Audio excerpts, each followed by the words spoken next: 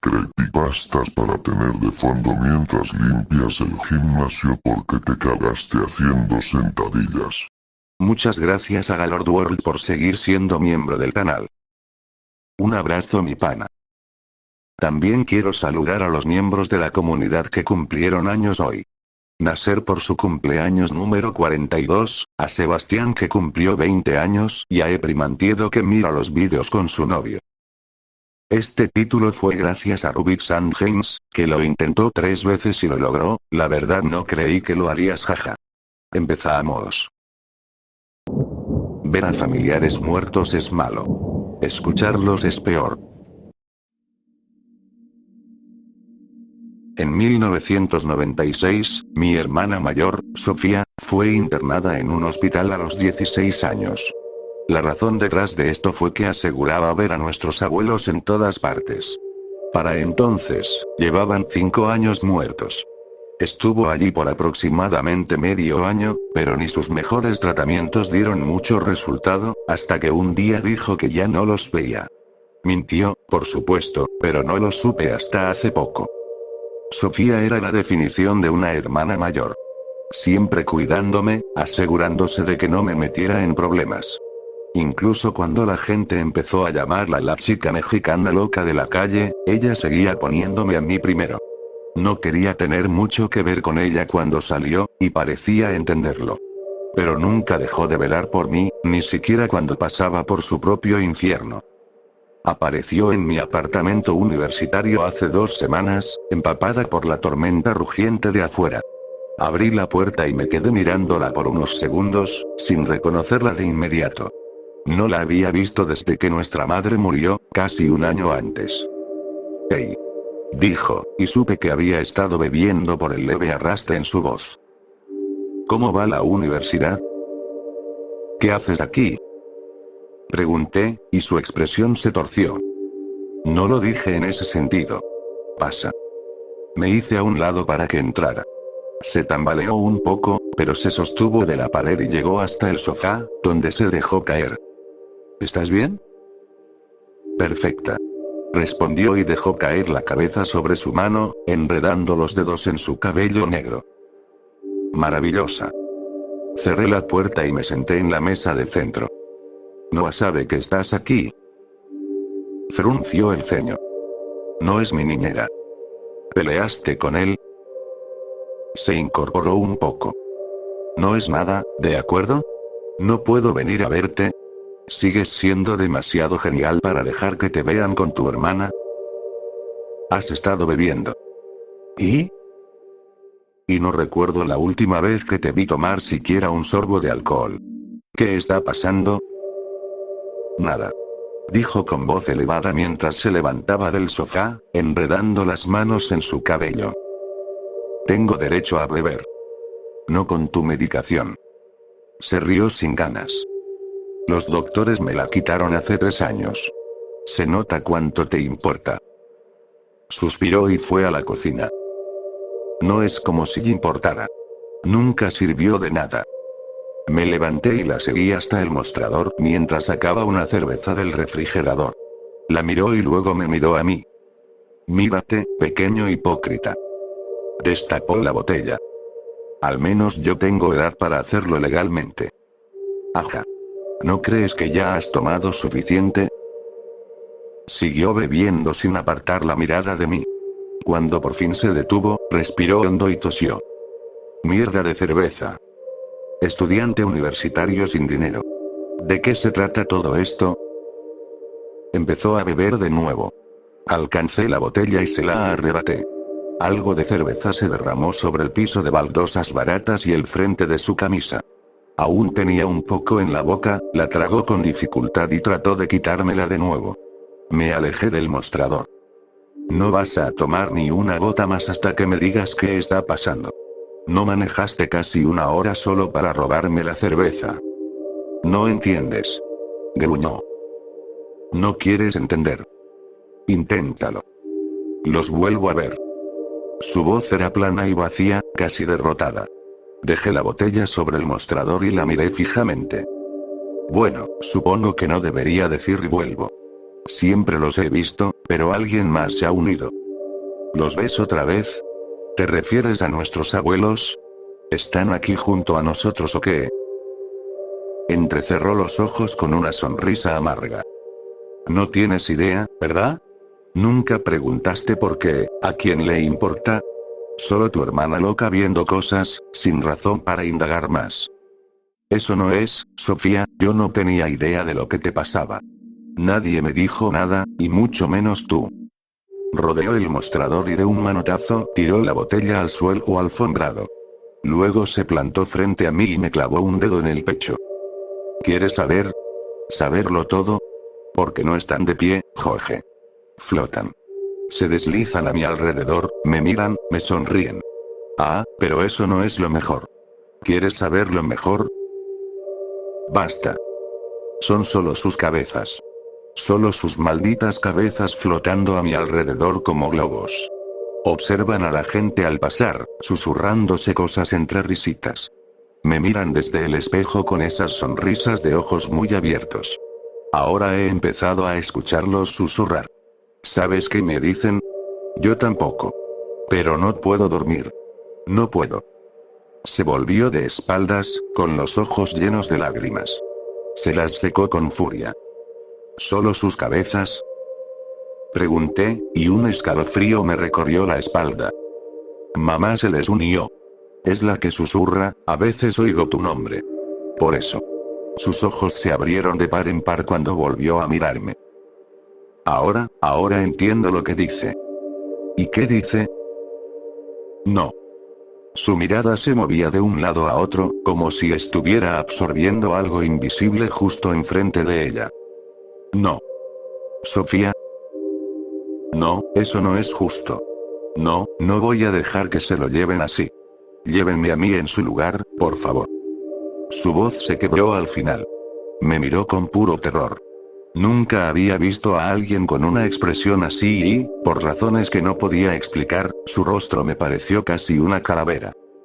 Dijo que si me quedo aquí, tú morirás. No es real, Sofía. Dije, extendiendo una mano hacia ella. Retrocedió un par de pasos, negando con la cabeza. No voy a dejar que te pase nada. Te lo prometo. Se giró y salió tambaleándose hacia la puerta. Corrí tras ella, pero para cuando salí, ya había encendido el auto y se alejaba a toda velocidad. Lo último que vi fueron sus luces traseras cruzando un semáforo en rojo antes de que un camión las arrastrara hasta una ferretería. Murió antes de que llegara la ambulancia. Escribo esto porque estoy siguiendo su camino. Primero lo vi en el espejo, una sombra flotando junto a mi cabeza mientras me cepillaba los dientes. Pensé que era una mancha, pero no importaba cuánto la frotara, no desaparecía. Hace 3 días, la primera sombra tomó forma. Luego apareció otra a mi izquierda. Sofía no había estado mintiendo ni estaba loca. Ahora hay cabezas a mi alrededor, observándome con ojos rojos e inyectados de sangre. Son familiares. Todos llevan mucho tiempo muertos. La última sombra se llenó anoche. Sofía apareció con una sonrisa maliciosa. Ahora susurra todo el tiempo, pero no puedo entenderla. Y no quiero hacerlo. Empiezo a pensar que verlos no es el problema. Es escucharlos. Porque cuando lo haces, probablemente ya sea demasiado tarde.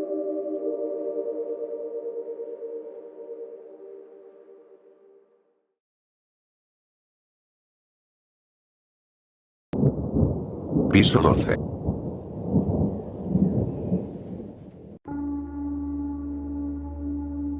Hotel Nondormuit. Un edificio esquivo, de orígenes desconocidos.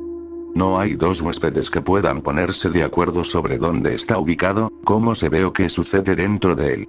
Mi nombre es Angela Gray, soy investigadora paranormal especializada en edificios embrujados. Esta es la historia del trabajo que realizamos allí mi equipo y yo, y de todo lo que salió mal. El equipo asignado a este proyecto estaba formado por arqueólogos, geólogos, fotógrafos, geógrafos, archivistas, antropólogos, sociólogos, paleontólogos, uno nunca sabe con lugares como este. cartógrafos, hidrólogos, físicos, químicos, historiadores, y bueno, ya te harás una idea. Éramos muchos. Tantos, que tuvimos que rentar todo un piso para acomodar a todos junto con su equipo. El piso 12, para ser exactos. Sin duda fue un proyecto costoso, pero era una oportunidad única en la vida. A mí me asignaron la habitación 1291.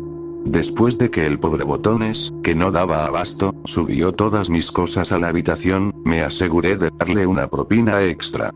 Estaba cargando demasiado peso para un chico de su edad, y no soltó ni una sola queja. Si eso no es servicio de calidad, no sé qué lo sea. En fin, como era un viaje de trabajo, estaba prohibido beber en el bar. Sin embargo, algunos no hicimos mucho caso y fuimos de todos modos. Al principio solo planeábamos pasar el rato y conocernos mejor. Yo llevé una baraja de cartas que había encontrado en mi habitación, pero al contarlas nos dimos cuenta de que faltaba una. No hay mucho que puedas hacer con una baraja incompleta, así que decidimos que beber sería más divertido. El bartender llevaba puesta una mascarilla quirúrgica que, por alguna razón, me dio muchísima risa. ¿Preocupado por los microbios?, le pregunté con una sonrisa. No respondió, y el resto del grupo se miró entre sí con incomodidad hasta que alguien rompió el silencio. ¿Qué tal unos shots?, gritó alguien. Yo empecé a aplaudir junto con los demás, pero me sorprendió ver que el bartender ya había servido 2 tragos por persona antes de que terminaran de hablar. Después de eso le puse más atención. Había conocido a varios psíquicos en mi trabajo, pero esto era distinto. Podía ser una de las propiedades sobrenaturales del hotel, y era mi deber documentarlo. Lamentablemente, aunque mis intenciones eran buenas, terminé completamente borracha. Mal. Creo que vomité en una planta en algún momento. De lo que sí estoy segura es de que no desperté en mi habitación. El suelo donde estaba acostada era frío y duro. Sentía que estaba sobre rocas, y al abrir los ojos confirmé que era así. Me puse de pie de un salto, presa del pánico, pero una jaqueca atroz me obligó a sentarme de nuevo. Me quedé con la cabeza entre las manos hasta que el dolor disminuyó y pude ver bien. No sé cuánto tiempo pasó, estaba rodeada de una oscuridad absoluta. Cuando volví a levantarme, descubrí que estaba rodeada de paredes rocosas por todos lados, menos uno. No tenía mi celular, así que tampoco tenía linterna. Todo lo que estuviera escondido en la oscuridad seguiría siéndome desconocido. No me fiaba para nada, pero solo había un camino, así que avancé como pude, una mano apoyada en la pared para no perder el equilibrio y la otra sosteniéndome la cabeza. No podría decirte cuánto caminé antes de notar que no estaba sola.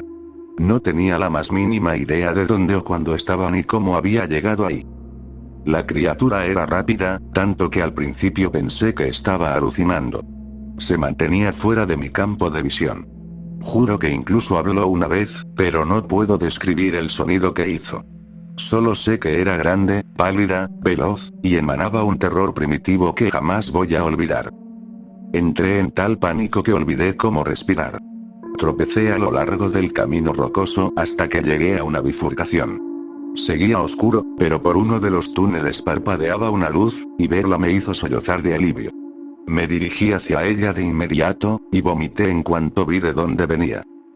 Era el cadáver de algo, tan podrido que era imposible saber qué había sido en vida, y dentro de lo que parecía ser su caja torácica había una linterna a punto de apagarse.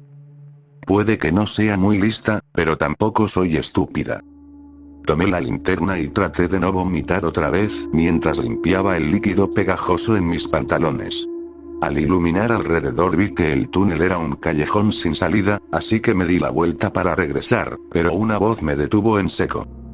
¿Tú perdiste? Me giré lentamente, sintiendo que el corazón se me iba a salir del pecho, y vi a un hombre salir caminando de la pared sólida de roca. Pestañeé varias veces y me froté los ojos con desesperación, pero no desapareció. ¿Vis Tempekin futuro? Me tomó un segundo darme cuenta de que estaba hablando en latín. Claro que no entendí lo que dijo, pero cuando eres investigadora de lo paranormal aprendes a reconocer esas cosas. Él dio un paso más cerca y extendió la mano. Con cautela, me moví para ver qué tenía. Era una carta, y las imágenes que mostraba se movían. Vi a una chica, con un parecido inquietante a mí, vagando de caverna en caverna hasta que una de las criaturas pálidas la destrozaba. De pronto la imagen cambió, y vi a la misma mujer acurrucada en la habitación de un hotel, llorando.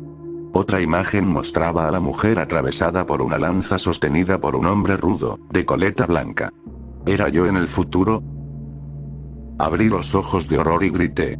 Sentí que mi cráneo iba a estallar y a pintar las paredes de esa maldita cueva con mi cerebro. Tengo un muy mal presentimiento de que los ojos mortales no deberían ver el contenido de esa carta. Cerré los ojos con fuerza y empecé a llorar. Cuando los abrí de nuevo, el hombre había desaparecido, dejando la carta boca arriba en el suelo. Esta vez no había imágenes en movimiento. Era el as de espadas. La recogí y la guardé en el bolsillo. Supongo que encontré la carta que faltaba del mazo que habíamos intentado usar antes. Pasé un buen rato más vagando por las cavernas interminables, que parecían cambiar a cada paso que daba. La criatura pálida se mantenía a distancia, lo cual agradecía, aunque no dejaba de ponerme en alerta. Tal vez la carta era algún tipo de talismán protector. Sea lo que sea, no podía dejar de imaginarme una y otra vez cómo esa cosa me destripaba. Eso no es algo que puedas simplemente olvidar. Me va a perseguir toda la vida.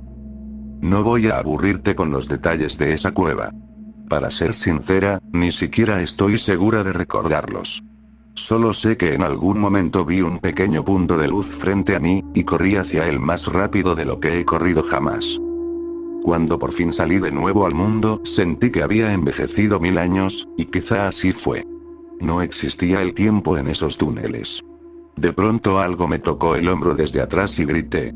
Al darme cuenta de que no era la criatura pálida, suspiré de alivio y me di la vuelta. Reconocí al hombre. Llevaba una coleta blanca, y en mi cabeza se repetía la escena de él atravesándome con una lanza. Solté una risa nerviosa y retrocedí un paso. ¿En qué dirección está el hotel? Gruñó y señaló hacia su izquierda. Salí corriendo sin siquiera darle las gracias y no miré atrás. Unos minutos después, entré tambaleándome en el vestíbulo del hotel, llorando y balbuceando sobre mi experiencia en las cuevas. El joven Botones se acercó y, con cautela, tomó mi brazo. Me dejé guiar de nuevo hasta el piso 12. No paraba de preguntarle dónde estaba el resto de mi equipo, pero él no contestaba. No pronunció ni una sola palabra. Terminé de regreso en la habitación 1291. Busqué por todos lados mi teléfono, pero no estaba por ninguna parte. En su lugar, había otro teléfono y una laptop descansando tranquilamente sobre la cama. Cuando tomé el teléfono, mi huella digital ya estaba registrada, y estaba conectado al Wi-Fi del hotel. Ahora estoy escribiendo todo esto aquí. Sueno como una loca, probablemente lo estoy, pero sé que todo esto pasó. Todo. Intenté salir de la habitación, pero la puerta no se mueve. Las ventanas también están selladas. Estoy haciendo un gran esfuerzo por no llorar, pero no puedo dejar de pensar en las imágenes que vi en esa carta. ¿Era realmente mi futuro? ¿He evitado mi muerte?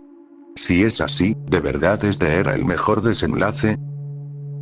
Está oscureciendo afuera y tengo miedo. Mi equipo se fue y nuestra reservación ya expiró. ¿Qué va a pasar si intentan echarme? ¿Qué va a pasar si no lo hacen?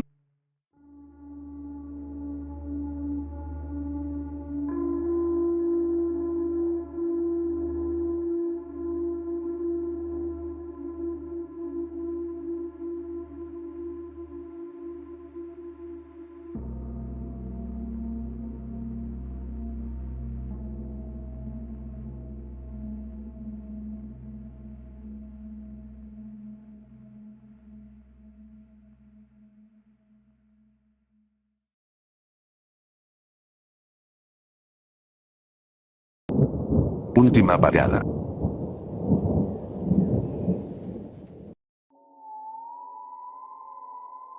Feliz cumpleaños a ti. Terminó de cantar el grupo mientras yo soplaba las velas que formaban el número 50. Nadie preguntó qué había pedido.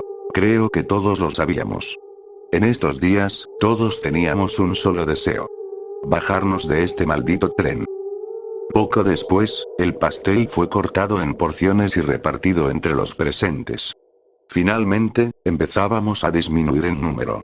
Después de 20 largos años en el tren, muchos estaban decidiendo bajarse, sin importar las consecuencias. Porque no sabíamos cuáles eran esas consecuencias. Un día simplemente despertamos, sentados en distintos vagones, con nada encima salvo nuestra ropa y una nota.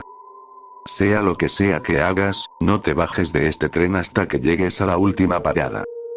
El primer día fue puro caos. Volaban acusaciones mientras todos tratábamos de entender cómo habíamos llegado al tren, cuánto tiempo llevábamos allí, qué había pasado con nuestros amigos y familias. Con el tiempo, descubrimos que éramos 50 personas de diferentes partes del mundo. Nadie conocía a nadie. No había ningún vínculo entre dos personas. La primera parada fue esa misma noche. 5 personas decidieron bajarse de inmediato. Aún no sabemos qué fue de ellas. Los más valientes exploraron todo el tren. El mayor hallazgo fue el vagón comedor, vital para nuestra supervivencia. Cada día, entrábamos a la cocina del comedor y la encontrábamos completamente abastecida con una sorprendente variedad de carnes frescas, vegetales, frutas y productos básicos de despensa. Algunos intentaron quedarse dentro todo el día para ver quién la reabastecía. Ese día, no hubo comida. Pero la mayoría de los vagones eran normales. Un vagón de clase turista donde despertamos, algunos vagones tipo lounge y suficientes coches dormitorio para que todos tuviéramos una cama. Mi favorito era el vagón de observación, que estaba al final del tren. Daba una excelente vista de los paisajes por los que pasábamos y, más importante, tenía un bar siempre bien surtido. Y los paisajes eran hermosos. El primer día vimos llanuras interminables llenas de bisontes. Desde entonces pasamos por montañas nevadas, desiertos cegadores, bosques oscuros y casi todo tipo de terreno que puedas imaginar, excepto ciudades. Incluso hubo un mes espantoso en el que quedamos atrapados en un páramo ártico durante casi 28 días. 6 personas se bajaron en la siguiente parada, el grupo más grande en irse de una sola vez. Ese mes también fue el más largo sin una parada. Normalmente, había al menos una por semana, aunque el tiempo entre paradas variaba mucho, igual que la duración de cada una. A veces duraban minutos, una vez duró todo un día. Durante una semana espantosa, tuvimos paradas cada hora, de apenas 5 minutos. Se sentía como estar en el metro de una ciudad. Pero no había ciudad. Nunca la hubo. Ni un edificio, ni el menor rastro de civilización más allá del tren, las vías y las paradas. ¿En qué piensas, Jim?, preguntó Kelly mientras yo miraba por la ventana. ¿Quién dice que estoy pensando?, respondí con una leve sonrisa. No tocaste tu pastel, señaló. Y siempre miras por la ventana cuando estás decaído. Me estoy volviendo muy predecible. Hemos convivido regularmente durante 20 años, Jim. Sería ridículo que no lo fueras. Gruñí y seguí mirando por la ventana. Hoy el paisaje era como el del primer día. Llanuras, pero esta vez con montañas a lo lejos. ¿Estás pensando en ellos?, preguntó en voz baja. Han pasado 20 años, como dijiste. ¿Acaso todavía me recuerdan? ¿Y si no ha pasado nada de tiempo? Simplemente no lo sabemos. Suspiró. Quizá no. Pero nosotros estamos envejeciendo, ¿no es así? Me rasqué la barba desordenada. Había empezado a encanecer unos años atrás, y parecía encontrar una nueva arruga cada día. Lo lógico sería que el tiempo pasara también en el mundo real. Pasa, admitió Kelly. Pero yo tengo esperanza. Me froté los ojos con cansancio. Quiero tenerla. De verdad. Pero... no estarás pensando en bajarte, ¿verdad?, preguntó con los ojos bien abiertos. Guardé silencio. Ay, Jim. Me abrazó, y sentí como sus lágrimas empapaban mi camisa. Tengo una familia allá afuera, Kelly. Tengo que intentarlo.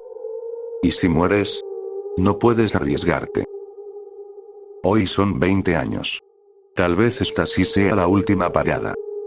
Tal vez. Dijo entre sollozos. Pero podía notar que no lo creía. ¿Y si no hay parada? La habrá. Afirmé. Siempre hay una cuando más se necesita. Después del Ártico. Al año, a los 5, a los 10. Siempre hay una. Esa noche, justo como lo había pensado, el tren chilló al detenerse. Los pocos pasajeros que quedábamos, apenas 12 sin contarme, se reunieron en silencio frente a la puerta. Respiré hondo. Búsquenme cuando se bajen. Dije. No voy a morir aquí, aunque esta no sea la última parada. Pisé el andén, tocando tierra firme por primera vez en 20 años. Miré las llanuras, las montañas, respiré profundo, cerré los ojos y me quedé quieto unos segundos. En cuestión de segundos, el tren empezó a rugir y las ruedas giraron de nuevo. Había fracasado. No era la última parada del tren. Abrí los ojos, sintiéndome extrañamente tranquilo. Las llanuras habían desaparecido. Estaba parado frente a mi antigua casa. Había cambiado en los últimos 20 años. La acera estaba un poco más desgastada y el revestimiento tenía un color distinto.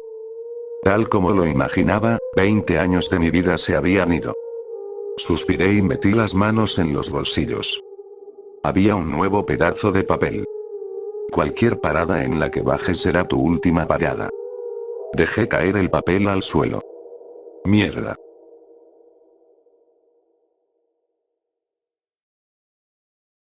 Mi marido me ha estado presionando para que deje que mi hermana sea madre sustituta de nuestro bebé, pero haciéndolo de la manera tradicional. Me quedé de pie en la cocina, mirando por la ventana, con la mente a millones de kilómetros de distancia. No podía soportar la opresión en el pecho ni el peso de lo que mi esposo me había sugerido. David y yo llevábamos años intentando tener un hijo, pero nuestra última visita al hospital fue el golpe final. Nos dijeron que jamás iba a ocurrir. Yo estaba devastada, pero David no parecía tan afectado, porque dijo que aún teníamos opciones. No podía creer lo que me estaba pidiendo. No solo a mí, también a mi hermana. Al principio, cuando mencionó la idea de que le pidiéramos a mi hermana ser nuestra vientre de alquiler, no me pareció tan descabellado. Pero cuando sugirió hacerlo a la manera tradicional, sentí como la sangre se me helaba en las venas. 1.000.000 de pensamientos me invadieron mientras intentaba entender qué era lo que quería. Estaba atraído por mi hermana desde el principio. ¿Usaba esto como una excusa para acostarse con ella sin culpa? Estaba furiosa, y cuando le dije esto, no entendía cuál era el problema. Me dijo que sus antepasados lo habían hecho por siglos. No le respondí de inmediato. No confiaba en mí misma para hablar sin quebrarme. Era como si David, el hombre que conocía y amaba, de pronto fuera un extraño.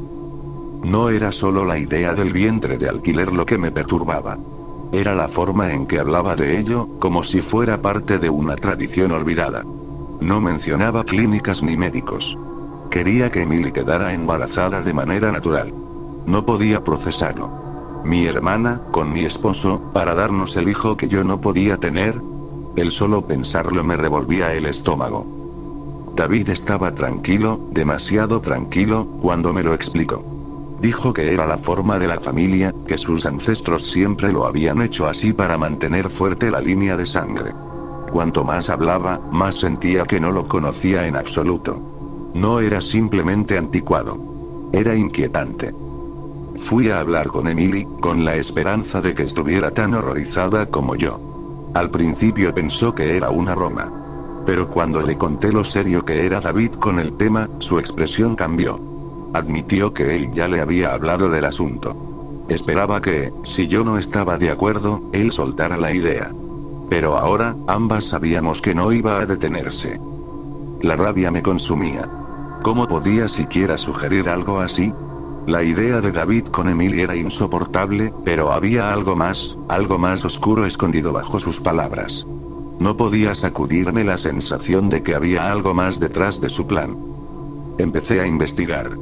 Revisé sus cosas, buscando cualquier pista que me explicara lo que estaba pasando. Y entonces encontré los registros familiares antiguos. Al principio parecían un simple árbol genealógico, pero cuanto más leía, más raro se volvía. Había símbolos que no reconocía, notas sobre líneas de sangre y fertilidad, y luego encontré algo que me heló la sangre. Menciones de rituales, sacrificios y ofrendas a algún tipo de dios antiguo. De pronto, todo encajó. Esto no era por tener un hijo. David no solo intentaba mantener viva la línea familiar. Estaba planeando algo mucho más oscuro. Mi hermana no era solo un vientre. Iba a ser una ofrenda. Un sacrificio para ese dios antiguo al que su familia había rendido culto por generaciones. Sentí náuseas. Mi mente corría mientras ataba cabos. David había planeado esto por años. Su actitud tranquila, su discurso sobre tradiciones, todo era una fachada para algo siniestro. Me di cuenta de que no estaba luchando solo para detener un acuerdo incómodo. Estaba luchando por la vida de mi hermana. Cuando lo enfrenté, no lo negó. Solo me miró con esa calma escalofriante y dijo que era la única forma de asegurar el futuro de la familia. Que Emily tenía que ser bella. Que era pura, perfecta para el ritual. Hablaba como si ya todo estuviera decidido. Como si mi opinión no importara. La desesperación se convirtió en pánico, en un miedo que me roía por dentro. Tenía que proteger a Emily, pero no sabía hasta qué punto David estaba obsesionado con todo esto ni de lo que sería capaz para lograrlo. El tiempo se agotaba, y sabía que si no lo detenía, perdería a mi hermana. Y si eso ocurría, las consecuencias serían mucho peores de lo que jamás imaginé. La noche del ritual llegó. David había preparado todo, símbolos dibujados en el suelo, velas parpadeando con patrones extraños, casi antinaturales. Emily estaba a un lado, temblando, aterrada por lo que estaba a punto de suceder. Yo también temblaba, pero no por miedo. Estaba lista. David no tenía idea de cuánto había aprendido, de todo lo que hice para cambiar las cosas. Pensaba que estaba vencida, que había aceptado su plan. No sospechaba que, mientras él se obsesionaba con sus antiguas costumbres, yo había encontrado algo más antiguo. Y más fuerte. Cuando David comenzó a recitar el canto, mi corazón golpeaba con fuerza en el pecho, pero permanecí en silencio, observándolo invocar fuerzas que ni siquiera entendía. Se acercó a Emily, listo para comenzar la parte final del ritual, pero fue entonces cuando actué. Pronuncié palabras que no esperaba oír. Palabras que había aprendido de las partes más oscuras de esos textos antiguos. No estaban destinadas a mí, pero aprendí a torcer el ritual, a doblarlo a mi voluntad. Pasé semanas preparándome para ese momento, memorizando todo lo necesario para asegurarme de que él sería quien pagaría el precio. David se congeló cuando la energía de la habitación cambió. Los símbolos en el suelo parpadearon, transformándose en algo que ni siquiera él reconocía. Su seguridad se desvaneció, y por primera vez, vi miedo en sus ojos. Intentó terminar el canto, pero las palabras se le apagaron en la boca. No entiendes lo que estás haciendo. Trató de gritar. Su control sobre el ritual se desmoronaba. El poder que había invocado no tenía interés en la tradición ni en la pureza. Solo buscaba una cosa. El recipiente perfecto. David jadeó. Su rostro se retorció en una mezcla de sorpresa y terror. El ritual había cambiado, y él ya no era su amo. Intentó ponerse de pie, pero su cuerpo volvió a convulsionar y cayó de rodillas. Se llevó las manos al vientre mientras algo dentro comenzaba a hincharse, a empujar hacia afuera. La horrenda verdad lo golpeó de lleno. La vida que había destinado para mi hermana ahora crecía dentro de él. Observé cómo su vientre se expandía, estirando su piel hasta dejarla tensa. El peso aumentaba, pesado e innegable. Me miró con el rostro pálido, desesperado, buscando una salida, pero no había ninguna. El hechizo ya había elegido. David, el hombre obsesionado con preservar su línea de sangre, era ahora quien la llevaba dentro. La expresión de pánico en su rostro me bastó para saber que lo entendía. No había vuelta atrás. Estaba embarazado. 9 meses después, David era solo una sombra de lo que había sido. Su porte orgulloso se había derrumbado bajo el peso de ese vientre enorme y abultado, su piel estirada y marcada con profundas estrías. Tenía los pies constantemente hinchados, y su rostro, que antes era firme, ahora estaba hinchado y agotado, tras incontables noches sin dormir, plagadas de calambres, dolores de espalda y la incomodidad constante de llevar una vida en su interior. Pasó por cada etapa del embarazo. Náuseas matutinas que lo dejaban seco, antojos extraños, y esos cambios de humor impredecibles que lo hacían llorar o explotar por cosas mínimas. Su cuerpo dolía de formas que jamás imaginó, su espalda encorvada mientras se arrastraba por la casa con pasos torpes, casi sin poder moverse bajo el peso de su propio destino. La realidad del embarazo había destrozado hasta el último rastro de su arrogancia, dejándolo humillado y roto.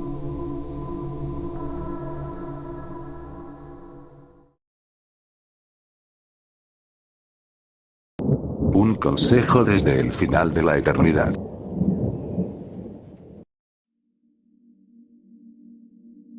Morir por primera vez es un golpe bastante fuerte. En un momento estás acostado en una cama de hospital, contando los agujeros en el techo de tu habitación y preguntándote cuándo los doctores finalmente te darán el visto bueno para irte a casa. Al siguiente, escuchas el pitido de las máquinas, tu visión se oscurece en los bordes y un nuevo dolor en el pecho se extiende por todas tus extremidades antes de perder el conocimiento. Pero esa no fue la parte impactante, porque todos han sentido dolor. Lo realmente perturbador fue cuando mi visión volvió y me vi a mí mismo en la mesa de operaciones, con el pecho abierto en un intento desesperado de mantener mi corazón obstruido bombeando sangre. O al menos eso fue lo que me pasó a mí. No tengo idea de si le ocurrirá lo mismo a alguien más. No tengo pruebas de que esto les vaya a pasar a ustedes. A pesar de haber visto el último átomo de hidrógeno colapsar en quarks y gluones, sigo sin tener respuestas para nada. Pero al menos puedo darles un consejo. Empecemos por la primera vez que morí. No era la persona más saludable del mundo. Comía comida chatarra porque sabía bien, fumaba cigarrillos porque me hacían sentir bien y tomaba cafeína para poder soportar la jornada laboral monótona hasta llegar a casa. Supongo que fueron esos hábitos los que, finalmente me alcanzaron cuando el infarto me llevó por primera vez en 2016. Quien fui en aquella vida no importa mucho, porque ya no soy esa persona. Y al final de este consejo, entenderán que nada de eso importa. Como dije antes, cuando morí por primera vez, estaba en el quirófano flotando sobre mi ahora inerte cadáver, observando a los cirujanos y sus asistentes en su inútil intento de revivirme. Observé lo que pareció una eternidad, mientras el doctor se quitaba los guantes quirúrgicos y se lavaba las manos en el lavabo. A su favor, parecía genuinamente triste por no haber podido salvarme. Esos 5 segundos en los que se quedó mirando al espejo, sin saber que yo flotaba justo detrás, invisible e incorpóreo pero observándolo, me dijeron mucho sobre su humanidad. Pero siempre hay otro paciente que salvar, otra vida que arrancar de las garras de la muerte y otro paciente que perder ante su inevitable destino. Lo primero que intenté al darme cuenta de mi situación fue tratar de hacer algún cambio en el mundo. Intenté empañar todos los espejos de cada habitación del hospital. Intenté extender alguna parte de mí, lo que sea que yo era en ese momento, hacia cada aparato electrónico que pude encontrar. Pero no importaba cuánto lo intentara, nada sucedía. No sentía nada y, en consecuencia, nada de lo que hacía tenía algún efecto. Si no me falla la memoria, perdonen la imprecisión, ha pasado mucho tiempo desde aquello, fue en algún punto de la década de 2020 cuando finalmente decidí salir del hospital. A diferencia de lo que dicen la mayoría de las historias de fantasmas, descubrí que al menos yo no tenía ninguna atadura a ese lugar. Lo primero que hice al darme cuenta de esto fue buscar a mi hijo. A pesar de mis malos hábitos y de la falta de amor por su madre, logré mantener una relación funcional con él durante la mayor parte de su vida y quería saber si estaba bien. En ese momento, pensé que era algo admirable. El tejido vivo tiene un límite de aceleración. La mayor aceleración que ha experimentado un ser humano fue de 46.2 G, y eso solo por unos segundos. Con 65 G se pierde la conciencia y se muere rápidamente. La criatura más resistente del planeta, el tardígrado, puede soportar 16.000 G sin morir. Un segundo estaba mirando el hospital y al siguiente estaba a varios miles de kilómetros, observando a mi hijo intentar mantenerse despierto en su puesto a bordo del USS George Bush. Lo vi cuando el barco atracó. Lo vi emborracharse con sus amigos. Lo vi fracasar con mujer tras mujer. Lo vi beber en servicio una vez demasiado. Lo vi ser expulsado con una baja menos que honorable. Lo vi beber aún más. Lo vi morir a los 50. El tiempo, cuando no tienes un reloj biológico que te marque la rutina de comer, dormir y cagar, se siente como un sueño. Puedes enfocarte en un solo segundo durante lo que parece un año y ver pasar una década en un parpadeo. Mi hijo murió solo y sin amor. Su madre nunca tuvo los nietos que tanto quería. Cuando ya no me quedaba familia, empecé a ver el estado del resto del mundo. Fue como salir de una película increíblemente absorbente y de repente volver a la realidad. Un momento estaba en Sudamérica viendo estallar disturbios por la falta de comida. Al siguiente, estaba en los Cayos de Florida mientras una casa de playa era destrozada por vientos huracanados. Vi la caída de los Estados Unidos. Vi despegar las primeras bombas y caer las últimas. Vi la última sociedad civilizada formarse, desmoronarse en el transcurso de siglos y extinguirse con un susurro. Vi la última comida del último ser humano en la Tierra. Una niña mordiendo directamente un conejo crudo, con tumores cancerosos creciendo por todo su cuerpo. Vi cómo enfermó apenas unos minutos después. Vi cómo murió poco después. El último vestigio de la humanidad, un pedazo de plástico de una botella de agua enterrado a varios metros bajo tierra, se desintegró con el tiempo. Vi incendios forestales consumir continentes enteros. Vi cómo esos continentes se regeneraban con un verdor nuevo y una vida que nadie podría haber imaginado. Vi especies evolucionar con el tiempo y luego extinguirse cuando ya no pudieron adaptarse. Vi continentes enteros desplazarse. Vi la última forma de vida en la Tierra, un organismo unicelular que había logrado sobrevivir a la repentina falta de agua en el planeta, quemarse hasta convertirse en cenizas cuando finalmente sucumbió a la radiación solar creciente bajo el resplandor anaranjado del sol agonizante. Vi cómo nuestro gigante rojo consumía el antiguo mármol azul llamado Tierra. Vi a ese mismo gigante rojo brillar con un último estallido, gritando contra la agonía de su propia luz antes de colapsar sobre sí mismo y convertirse en una enana blanca. Vi cómo esa enana blanca, una por una, perdía todos sus planetas hasta que, finalmente, ella misma desapareció al colisionar con otra estrella a lo largo de 1000 millones de años. El ciclo se repitió una y otra vez, nuevas estrellas brillantes formándose cuando suficientes de ellas chocaban.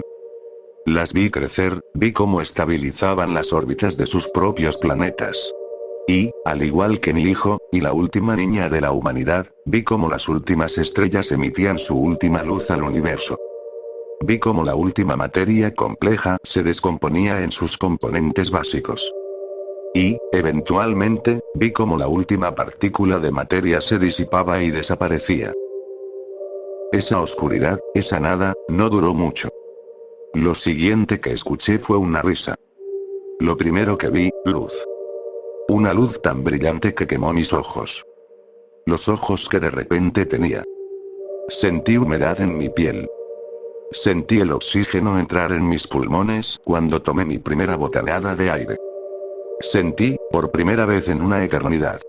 Estaba tan feliz que empecé a llorar en un llanto incesante que solo se detuvo cuando una figura borrosa me sostuvo contra su pecho y me habló suavemente a mis nuevos oídos. Estaba vivo otra vez. No perdí tiempo con esta nueva vida. Utilicé los recuerdos de mi vida anterior y de mi eternidad pasada para graduarme lo antes posible. Un niño prodigio, al parecer, es fácil de confundir con alguien que simplemente ya ha vivido antes. Usé mi conocimiento para obtener todas las ventajas posibles. Era millonario a los 20. Multimillonario a los 30. Puse mi dinero en cada iniciativa que pudiera empujar a la humanidad hacia las estrellas. Hacía mucho tiempo que había llegado a la conclusión de que no podía salvar a la raza humana. pero al menos podía preservarla el mayor tiempo posible. Financié campañas de desnuclearización. En mi vida, con mi dinero, reforesté la mitad del Amazonas. Invertí en la exploración espacial privada. Y vi cómo moría otra vez. Vi cómo el imperio corporativo que construí seguía funcionando bajo el liderazgo de las personas en las que confiaba. Vi cómo dirigían mis esfuerzos por mantener con vida a la humanidad. Observé en silencio cuando pusieron a los primeros humanos en Marte. Vi cómo iniciaban los esfuerzos de colonización. Vi pasar el siguiente siglo mientras lanzaban la primera nave interestelar. Vi cómo esa nave era despedazada por una tormenta de micrometeoritos. Vi a la humanidad extinguirse de nuevo, esta vez en un refugio bajo una superficie inhabitable. Su última comida fue una lata de frijoles de décadas de antigüedad, contaminada sin que él lo supiera con botulismo. El plástico se desintegró. Después la tierra. Luego el sol. Cuando la oscuridad lo cubrió todo, escuché la risa otra vez. Pero no por mucho tiempo, porque enseguida llegaron la luz, las sensaciones y la conciencia de un recién nacido. Pasé el tiempo otra vez construyendo una vida extraordinaria. Esa vez incluso logré viajar al espacio antes de morir a los 78 por una enfermedad genética, una bomba de tiempo en mi código. En la oscuridad de la eternidad, otra vez, la risa. Luego la luz. He visto el fin de todo más veces de las que puedo contar. He contemplado la superficie de cada estrella y cada planeta en cada cielo de cada mundo. He visto a la humanidad desaparecer y morir cada una de esas veces. Siempre, el mismo instante antes de regresar, escucho la misma risa, el mismo murmullo divertido. He dirigido la humanidad como un dictador silencioso, moviendo todas las piezas en su lugar una y otra vez, pero nada de lo que haga, sin importar cuán grande o pequeño sea, puede extender la existencia de nuestra especie más allá de un par de siglos. Claro, hay otras formas de vida ahí afuera, pero ¿qué puedes hacer con ese conocimiento aparte de verlas morir como el resto de nosotros? Así que aquí tienes el consejo de la única persona que ha visto la eternidad. Nada de lo que hagas importa. Todo lo que crees se convertirá en polvo. Solo disfruta tu vida.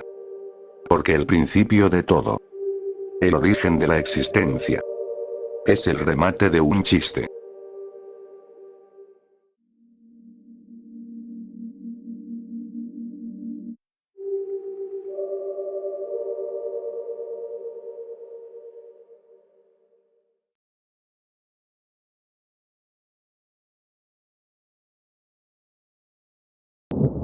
Halloween 64.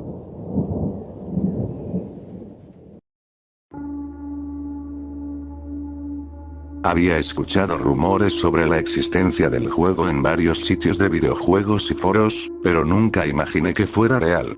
Pasé poco más de un año tratando de conseguir una copia, pero siempre terminaba con las manos vacías. Eso fue hasta hace unas semanas, cuando el juego decidió encontrarme. Estoy aquí para rogarte, no lo busques. Si un juego desconocido aparece en tu puerta, déjalo estar.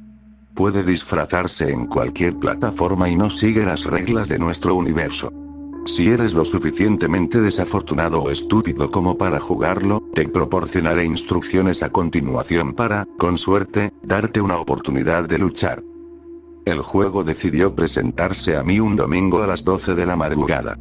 Se manifestó en un cartucho vacío de Nintendo 64, sin escritura ni logotipo en la etiqueta, y fue colocado fuera de mi puerta sin ninguna nota o instrucciones. Camino de un lado a otro durante 20 minutos, intentando comprender de dónde había venido y quién lo había dejado. Finalmente conecté mi consola e inserté el cartucho.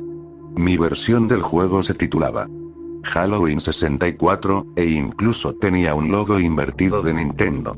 También aparecían algunas compañías falsas de desarrollo como Eulogii Incorporated y Last Breath Software. La pantalla principal mostraba las palabras Halloween 64. Presiona Start, en un texto que parecía estar hecho de baba verde corriendo. Tan pronto como el juego comienza, no podrás dejar de jugar hasta que termine. Estoy seguro de que estás pensando. Solo apágalo, desenchúfalo, o simplemente aléjate. Ojalá fuera tan fácil. El juego tiene varios métodos de autodefensa, y cuanto más intentes interrumpirlo, más fuerte se volverá. La función de encendido de la consola Nintendo 64 no responderá si intentas apagarla, la luz roja de encendido permanecerá encendida y el sistema funcionará con normalidad. El cartucho no puede ser removido. No importa cuán fuerte tires, se quedará bloqueado en su lugar. Si lo molestas lo suficiente, el cartucho se volverá abrasadoramente caliente y te quemará la piel hasta el hueso. Toda comunicación externa se perderá.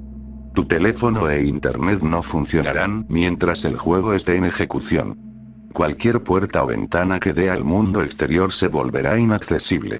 Mi puerta principal no se abrió, y todas mis ventanas se volvieron a prueba de impactos. Para ser honesto, no estoy seguro de si el tiempo pasa realmente mientras juegas, ya que todos los relojes en mi departamento permanecieron a las 12 mientras jugaba. Te dan 10 vidas. Ciertos aspectos del juego se reflejarán en la realidad. Las mascotas que tengas morirán en cuanto pierdas una vida. A medida que pierdas más vidas, te enfermarás, estarás demasiado enfermo. Yo comencé a sentir náuseas, mi cabeza empezó a latir con fuerza, y mi nariz comenzó a sangrar. Cuantas más vidas pierdas, peor te sentirás, pero debes seguir jugando. Solo puedo concluir que perder todas las vidas resultará en tu muerte real. Nivel 1. El vecindario. El personaje del nivel 1 es un niño disfrazado de esqueleto, con un cubo de calabaza, el mismo disfraz que usé cuando tenía 6 años para Halloween. Tu personaje comienza en medio de un vecindario suburbano cubierto de decoraciones baratas de Halloween. La calle tenía un parecido impresionante con la en la que crecí, lo cual supongo que es un detalle que cambia con cada jugador. La única habilidad que tienes es moverte. No puedes saltar, golpear ni usar objetos en este nivel. Aunque la calle parece lineal e interminable, como si fuera un bucle infinito, no lo es. A medida que avanzas, las luces de la calle detrás de ti se apagarán. No vayas hacia la oscuridad, sigue moviéndote. Si mueves a tu personaje hacia la oscuridad, perderás una vida. A medida que juegas, notarás que la oscuridad se arrastra detrás de ti en la realidad.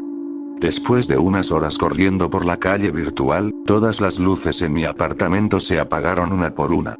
Cualquier cosa que oigas, veas o sientas, es muy importante no apartar los ojos de la pantalla durante este nivel.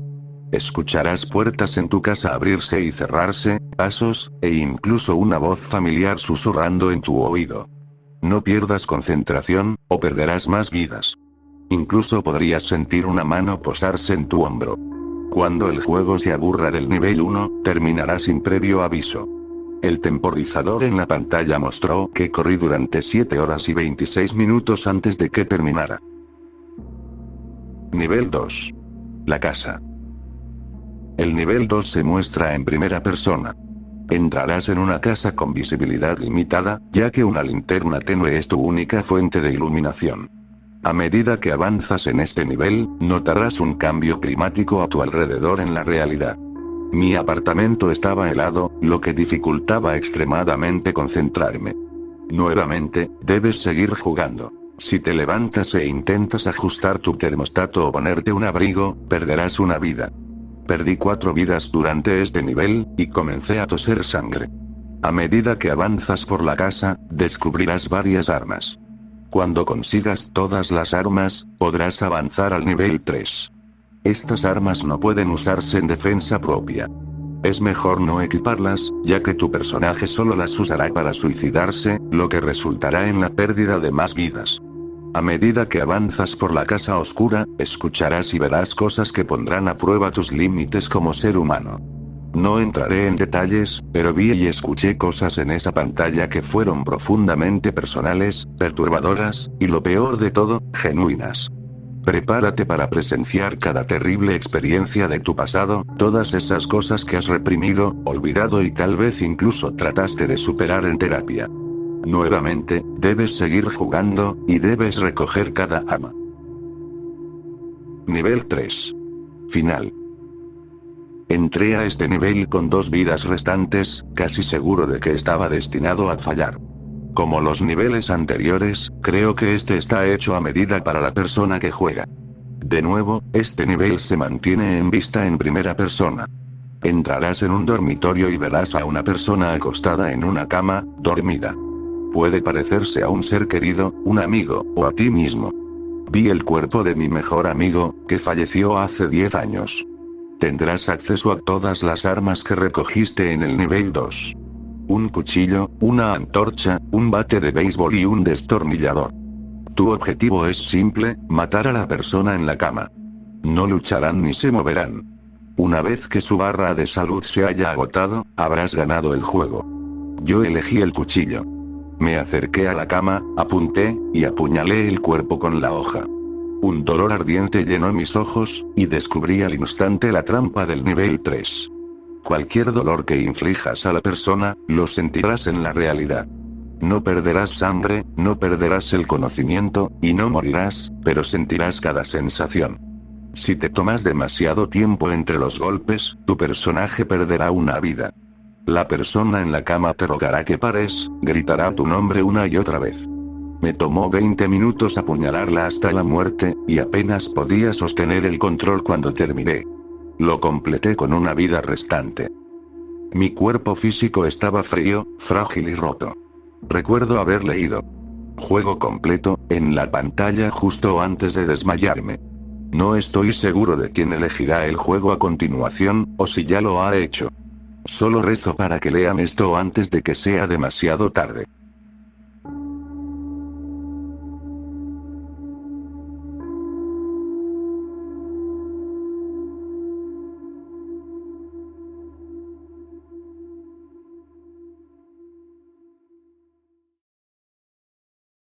Me instalaron un implante Neurolink para curar mi depresión, ahora lo único que siento es alegría y es aterrador.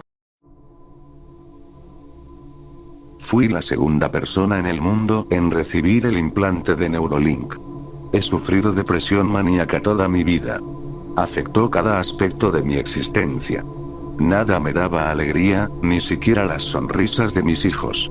Así que cuando me dijeron que el Neurolink era la respuesta a todas mis plegarias, no lo dudé ni un segundo. Pasaron unos días para que el tejido nervioso alrededor del implante sanara antes de que comenzara a funcionar.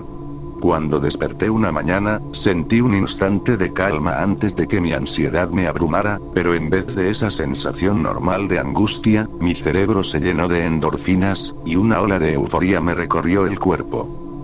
Desde ese momento, mi vida cambió. Conducir al trabajo, que antes era una tarea imposible llena de ira y frustración, se convirtió en mi parte favorita del día. Cantaba con todo el corazón las canciones que sonaban en la radio mientras saludaba a la gente que caminaba por la calle. Ver a alguien sentado en una banca, disfrutando una taza de café me llenaba de una alegría inmensa cuando, normalmente, ver a alguien feliz solo me provocaba resentimiento. Trabajaba como eventual en una firma de contabilidad. Amaba el trabajo, pero mi depresión me impedía dejar una buena impresión. Mi jefe no era el peor, entendía por lo que pasaba y nunca me presionaba. Por eso me sorprendió la expresión de su rostro cuando me pidió que fuera a su oficina. En cuanto entré, empezó a gritarme y a acusarme de 1000 cosas. Normalmente me habría llenado de miedo y odio hacia mí mismo, pero cuanto más gritaba, más feliz me sentía. Cuando me dijo que estaba despedido, una cálida sensación de euforia me subió por la columna, y me sentí increíble. Estaba en conflicto entre lo que estaba viviendo y lo que sentía. Quería estar triste. Quería llorar, lo cual era raro porque durante años lo único que quería era ser feliz. Pero ahora estaba sin empleo y sin esperanza, y lo único que sentía era alegría. Mientras caminaba hacia mi auto, estaba tan delirantemente feliz que no noté que alguien me seguía. Justo cuando estaba por abrir la puerta, escuché pasos detrás de mí. ¿Qué hay en la caja? Me di vuelta y vi un arma apuntando a mi cabeza. Por favor, no me dispares. Dije con un tono alegre. Dame tu billetera o te borro esa sonrisa de la cara. El tipo tenía una mirada perdida, así que supe que hablaba en serio, pero no pude evitar soltar una carcajada mientras sacaba mi billetera del bolsillo. ¿Te estás riendo de mí? No estoy bromeando. Te voy a disparar. No podía parar, y cuanto más enojado se ponía, más me reía. Estaba aterrorizado, pero cuanto más miedo sentía, más feliz me volvía. Lo siento, no puedo evitarlo. Creo que algo anda mal conmigo. Dije mientras las lágrimas de alegría me corrían por el rostro. Me arrebató la billetera de las manos. «Púdrete», gritó antes de que se escuchara el disparo. Me dio en el hombro. Revisó mis bolsillos mientras yo me retorcía en el suelo, riendo como un loco. Tomó mis llaves, se subió a mi auto y se fue mientras yo quedaba tirado en un charco de sangre. Cuando la policía me interrogó en el hospital, no entendían por qué tenía una expresión tan feliz después de haber sido asaltado y baleado. Cuando les conté que me habían despedido justo antes de eso, me preguntaron si estaba drogado. Sabía que era por el chip, pero no sabía cómo explicárselos. Cuando vives con depresión, cada día, por muy común que sea, es difícil. Golpearte el dedo con la mesa te puede hundir en un pozo de autocompasión. Pero yo había tenido el peor día imaginable, y lo único que sentía era una alegría inmensa. No me importaba haber perdido el trabajo ni el auto. Ni siquiera sentía el dolor de la bala. No tenía intención de salir corriendo a buscar otro empleo. Quería pasar tiempo de calidad con mi esposa y mis hijos. Si no estaba trabajando, estaba demasiado deprimido para levantarme de la cama o para disfrutar salir con ellos. Esta era una oportunidad para que mis hijos vieran a su papá sonriendo por una vez. Los niños se emocionaron tanto cuando les dije que iríamos a alimentar a los patos. Nunca los había visto así de contentos, y eso me hizo tan feliz que sentí ganas de llorar. Mi esposa y yo nos sentamos en una banca y observamos cómo Toby y Makara les lanzaban pan a los patos.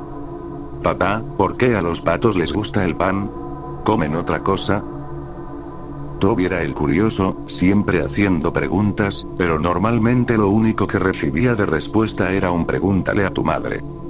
«No lo sé, Toby. Tal vez porque les encanta el pan a lo loco», dije soltando una risita. Toby me miró con una gran sonrisa. Dio un paso atrás y, antes de que pudiera reaccionar, cayó al estanque. «Papá, ayúdalo», gritó Makara. Toby luchaba por mantener la cabeza fuera del agua. Mi esposa, que no sabía nadar, gritaba desesperada para que saltara y lo salvara. Cuanto más caótico se volvía todo, más dopamina inundaba mi cerebro. Era como si estuviera paralizado. Quería ayudar a mi hijo, pero lo único que podía hacer era reír. Cuanto más se agitaba, más delirante me sentía, hasta que empecé a aplaudir y gritar como un loco. Por suerte, un transeúnte vio lo que estaba ocurriendo, se lanzó al agua y lo salvó. El hombre que salvó a mi hijo me miró como si fuera lo peor del mundo. Toby lloraba desconsolado mientras mi esposa lo abrazaba con fuerza. «¿Por qué no me salvaste, papá?» «No lo sé, tenía miedo». «No parecías tener miedo», dijo con una mirada de puro dolor. No supe qué responder. Mi esposa y mi hija estaban asqueadas conmigo y no dijeron ni una palabra durante todo el camino de regreso a casa. Por dentro, yo gritaba. Estaba en guerra con mis reacciones externas y mi desesperación interna. Tenía miedo y nunca me había sentido tan solo, pero no podía expresarlo. Desperté a la mañana siguiente en una casa vacía. Al principio pensé que mi esposa se había ido con los niños, pero no se llevó ropa ni las llaves del auto, que seguía en la entrada. De repente, una camioneta se detuvo frente a la casa, y dos hombres con traje bajaron de ella. «Trabajamos para la empresa que instaló tu Neurolink. Nos gustaría que vinieras con nosotros para evaluar tu experiencia».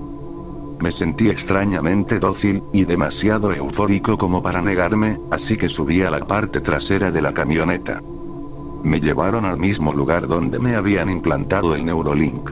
Me metieron en una habitación que parecía más una sala de interrogatorio que un consultorio médico. Mientras esperaba, un hombre con bata blanca entró. «Mi nombre es Dr. Weinstein», dijo mientras colocaba una carpeta frente a mí.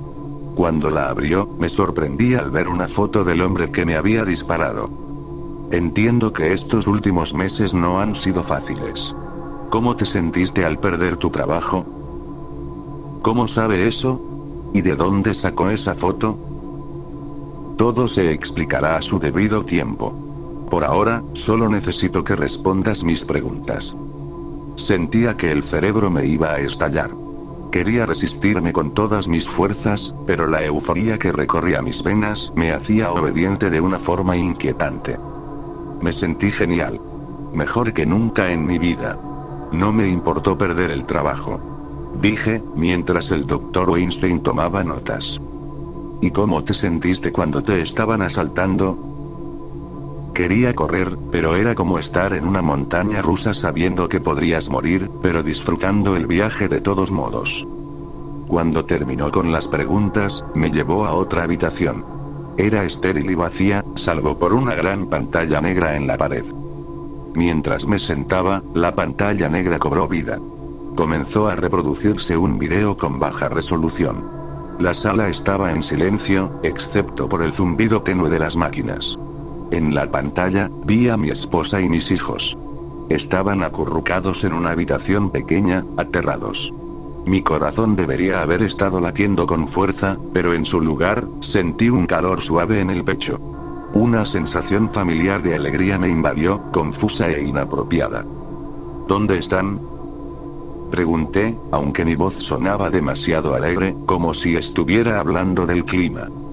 El Dr. Weinstein se quedó junto a mí, con las manos cruzadas con calma.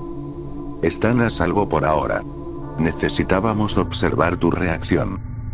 Quise gritar, pero mi cerebro no me lo permitió. En lugar de eso, sonreí, aunque mi mundo se estuviera desmoronando frente a mí. ¿Por qué están haciendo esto? Pregunté, aún con esa sonrisa estúpida, mientras mi cuerpo me traicionaba con felicidad al ver a mi familia sufrir en la pantalla. El Dr. Weinstein se volvió hacia mí. El Neurolink nunca fue para curar la depresión ni enfermedades mentales. Esa era solo la historia de portada. Hemos estado desarrollando una forma de controlar las respuestas emocionales para manipular mejor el comportamiento. Fuiste uno de los primeros en recibir el implante debido a tu vulnerabilidad. Queríamos ver hasta dónde podíamos llevar a alguien como tú. Queríamos ver cuán fácilmente podías volverte obediente, sin importar las circunstancias. El video seguía reproduciéndose frente a mí. Mi esposa lloraba mientras abrazaba con fuerza a Toby y Makala. Toby le susurraba algo, pero no había audio. Ahora controlamos tus emociones. Queríamos ver cuánto podíamos romperte y aún así hacer que te sintieras feliz. Una oleada de euforia me invadió mientras veía la pantalla. Mi esposa y mis hijos estaban en peligro. Cualquier persona racional estaría aterrada, pero yo no podía sentirlo.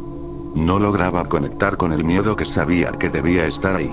En cambio, era como ver una escena alegre en una película. ¿Ves? Ya no tienes control sobre tus propias emociones. Eres un títere de la alegría. Incluso ahora, mientras tu familia corre peligro, no puedes evitar sonreír, ¿verdad? Intenté luchar contra eso, intenté hurgar en lo más profundo de mí para encontrar tristeza o terror.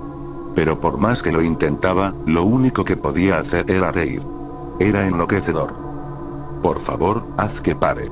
Suplicaba entre risas, con las palabras burbujeando en una alegría forzada. Queríamos ver hasta dónde podíamos llevarte. Dijo el Dr. Weinstein con un tono frío. Tuviste el peor día de tu vida y aún así estás feliz. Fuiste asaltado, despedido y estuviste a punto de perder a tu hijo ahogado. Tu cerebro debería estar gritando de dolor y miedo. Pero en lugar de eso, te mantenemos tranquilo y dócil. Imagina lo que esta tecnología podría hacer a gran escala.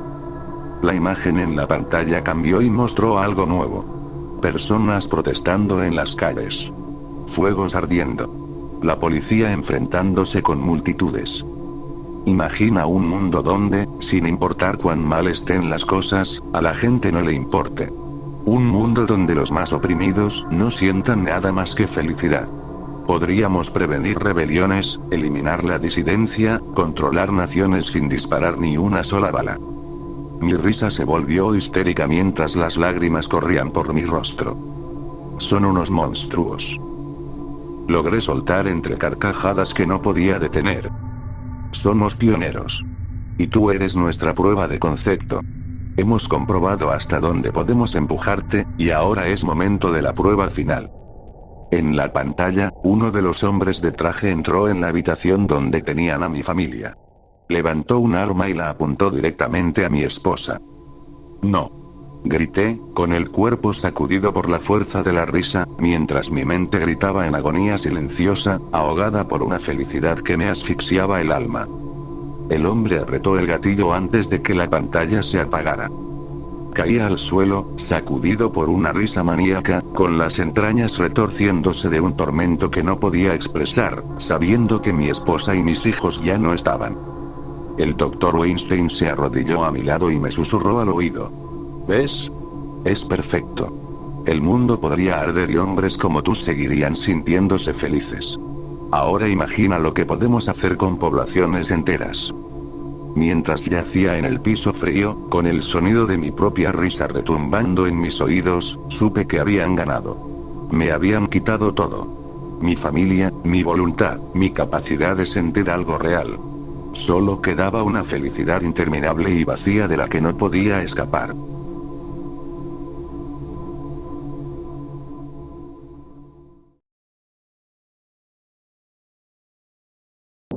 Oír algo durante una investigación paranormal me hizo detenerme. He sido investigador paranormal durante la última década. Tengo grabaciones de EVP en las que una voz profunda y rasposa, como salida de los abismos del infierno, nos ordena a mi pequeño equipo y a mí que salgamos del viejo hospital de Toele, en Utah. Tengo un video donde un vaso se desliza 2 pies sobre una mesa en menos de 1 minuto, sin cables visibles. Poseo equipos capaces de generar interferencia electromagnética para facilitar la comunicación con los espíritus. Usando este generador de EMF en conjunto con una Spirit Box, logré reconstruir casi por completo la historia de cómo murió la bisabuela de mi operador de boom durante la Gran Depresión. Y ahora sé que toda esa evidencia es una mierda. Cada grabación distorsionada de una voz desconocida diciéndonos que nos larguemos, cada interpretación de interferencias electromagnéticas traducidas a través de una Spirit Box, cada cinta que muestra una sombra alejándose de la cámara, cada pedazo de evidencia que he recopilado en los últimos 10 años, ha resultado ser una absoluta pérdida de tiempo. Todo empezó con un correo electrónico. Asunto: Cazadores de fantasmas de Phoenix. No suelo creer en fantasmas. Ni siquiera cuando murió mi madre pensé que los muertos pudieran contactarnos. Pero desde que me mudé a esta casa, han ocurrido cosas extrañas. Cosas que simplemente no puedo explicar. No estoy diciendo que sean fantasmas ni nada por el estilo, pero, como dije, no tengo explicación para lo que pasa. No tengo mucho dinero y vi en su página web que no cobran por sus investigaciones. Sé que probablemente están ocupados, pero si no es así, por favor llámenme al número eliminado por privacidad. Ron. En su momento, el correo no me pareció sospechoso. Tal vez debió haberme alertado la falta de detalle solo vago de su descripción, pero la verdad es que últimamente los cazadores de fantasmas de Phoenix no habíamos tenido mucho trabajo. Así que llamé a Charles, mi operador de sonido, y a Tom, mi encargado de video, y fuimos a investigar la casa en la calle Green Ray. Cuando Ron abrió la puerta, nos miró sorprendido. La verdad, no pensé que vendrían. Es solo el equipo de video, dijo Charles, al notar que Ron observaba las enormes maletas negras junto a él. Ah. Tosí para llamar su atención. Ron levantó la vista. Sé que es incómodo, pero necesito que firmes esto. Saqué un formulario de exención de responsabilidad de la libreta que llevaba y se lo entregué. En su página dicen que no cobran, dijo, frunciendo el ceño. No cobramos. Es solo un documento que indica que no somos responsables por cualquier daño en tu propiedad. Es un simple trámite. Ron miró el formulario con desconfianza, pero tomó la pluma que le ofrecí y lo firmó. Solo traten de no hacer mucho desmadre. Acabo de comprar la casa. 1 hora después, todo el equipo estaba instalado. Cámaras en cada habitación y pasillo, con 2 adicionales en la cocina, el lugar donde Ron decía que pasaban la mayoría de los fenómenos. Bajé a la cocina en la madrugada hace una semana y fue la primera vez que escuché la voz. Dijo Ron. ¿La has escuchado en otro lugar de la casa? Pregunté, mientras Charles colocaba un micrófono sobre la barra de la cocina. No, solo aquí. Aunque he oído otros ruidos en mi habitación. Agregó. ¿Tienes dónde quedarte esta noche, como te pedí? Sí, mi hermana me dijo que puedo quedarme en su casa. Lamento pedirte eso, pero necesitamos que la casa esté lo más silenciosa posible para captar cualquier anomalía. Esa era la excusa oficial. La verdadera razón era evitar que los dueños de las casas fingieran evidencia. En este tipo de investigaciones, que te acusen de fraude significa la muerte total de cualquier credibilidad. El teléfono de Ron sonó en su bolsillo. Lo sacó, miró la pantalla y suspiró. Hablando del diablo. Supongo que mejor me voy y los dejo trabajar. Ron se fue y comenzamos la investigación. Lo que nunca muestran los programas de televisión sobre investigaciones paranormales es lo aburridas que pueden ser en realidad. Por cada video emocionante donde aparece una sombra o una voz rasposa diciendo que nos larguemos, hay días enteros sin que ocurra absolutamente nada. Por cada puerta que se cierra sola al final de un pasillo vacío, hay noches enteras de lecturas infrarrojas que no muestran ni un maldito cambio. Por eso me sorprendió escuchar una voz proveniente de la cocina. Charles. ¿Escuchaste eso? Grité. Eran las 2:23 de la madrugada y ya íbamos por la quinta taza de café. No me extrañó que Tommy se inmutara. ¿Escuchar qué? Regrésate a la grabación de la cocina. Ordené. Tom retrocedió el metraje de una de las cámaras de la cocina y lo reprodujo. Los tres nos acercamos y nos pusimos los audífonos. Y no se oyó nada. No había voz. Perdón. Negué con la cabeza. Creo que me quedé dormido. A las 4:42 de la madrugada volví a escuchar la voz. Dime que esta vez la oíste. Le dije a Tom, que tenía los audífonos puestos. Se los quitó. ¿Escuchar qué? Dudé un momento antes de pedirle. Regrésale 5 minutos y ponlo otra vez. Tom me miró raro, pero suspiró y lo hizo. Me pasó los audífonos y escuché la grabación en silencio. Durante 5 minutos solo se oyeron los crujidos de la madera, los pequeños sonidos de la casa acomodándose. Pero no había voz. Y no hubo más voces en el resto de la noche. No conseguimos ninguna grabación útil. Ninguno de nuestros EVP captó nada. Mandé a Tom y a Charles de regreso con el equipo mientras esperaba a que Ron volviera para informarle, con algo de pena, que no habíamos obtenido evidencia alguna. Pero quien apareció no fue Ron. Fue mi exesposa, Cecilia. ¿Qué haces aquí? Pregunté. Charles me mostró las grabaciones de anoche. Dijo, con los brazos cruzados. ¿Grabaciones de qué? Inquirí. Pero ya sabía lo que iba a decir. Grabaciones de ti escuchando cosas. Cosas que no están ahí. Dejaste de tomar tu medicación otra vez, ¿verdad? Dijo. Por eso ninguna de mis grabaciones es real. No importa cuántas cosas vea en las imágenes infrarrojas de nuestra investigación en Allegheny, ni cuántas voces escuche llamándome desde la estática de una grabadora en una mina abandonada, tengo que creer que no hay nada ahí. Cecilia me advirtió que, si no sigo con mi medicación, llevará las grabaciones ante la corte y perderé el poco derecho de visita que aún tengo para ver a Ingrid. Intenté explicarle, cuando estábamos casados, que soy un mejor investigador sin esas pastillas, pero nunca logré convencerla. Y ahora, menos. Así que todas mis grabaciones son falsas. Tienen que serlo. Y ninguna voz susurrando, vas a perder a tu hija en la oscuridad de una cocina en la calle Greengate podrá hacerme creer lo contrario.